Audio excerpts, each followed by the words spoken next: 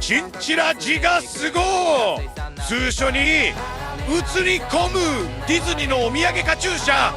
余裕でつける病院激苗サンタ来てはしゃいでこの顔